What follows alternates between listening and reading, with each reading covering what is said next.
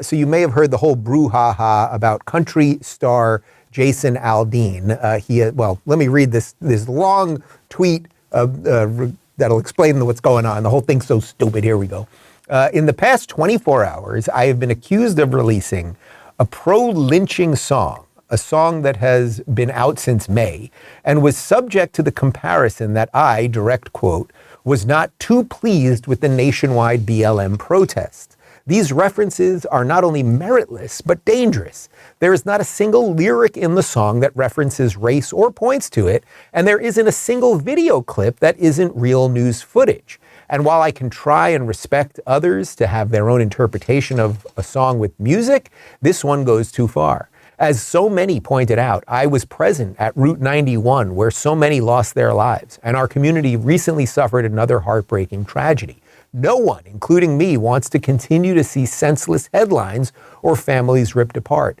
Try that in a small town, for me, refers to the feeling of a community that I had growing up, where we took care of our neighbors, regardless of differences of background or belief, because they were our neighbors, and that was above any differences. My political views have never been something I've hidden from, and I know that a lot of us in this country don't agree on how we get back to a sense of normalcy where we at least go a day without a headline that keeps us up at night.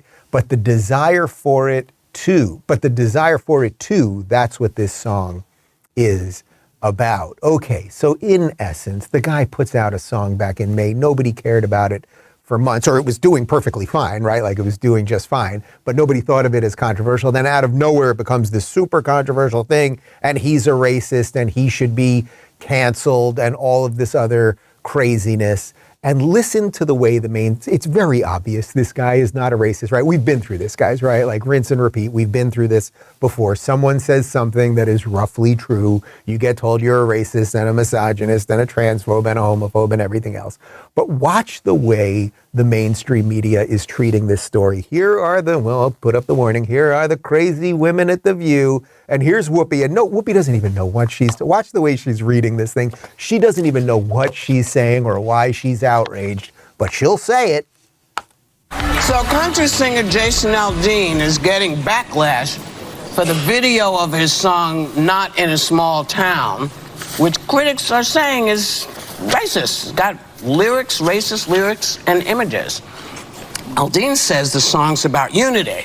Listen, there are lyrics in the song, and I think, he talks about life in a small town, and it's different, and he shows these images. He's got folks from the Black Lives Matter movement, and he's talking about people taking care of each other. And I find it so interesting that it never occurred to Jason or the writers that that's what these folks were doing.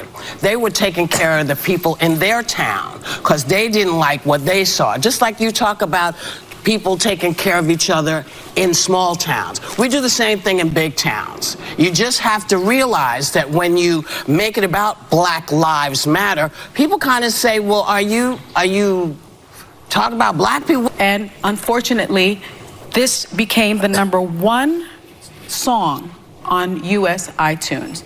We have a problem in this country about race, and the biggest problem is we refuse to admit that it exists. Well, don't you think that a lot of this big city, small town business is racist, is about race? The cities have more black people than the small towns. She has no idea what she's talking about. She's never listened to the song. I just read the statement from the guy. Also, what is she talking about? That the people, in essence, she's saying, the people in the big cities who burned down the cities, it was because they were taking care of their communities. Tell that to the people at Foot Locker and Pep Boys. You know what I mean? It's like, what? It's just nonsense. It's like pure nonsense to pretend that he's racist because he grew up in a place where they took care of each other.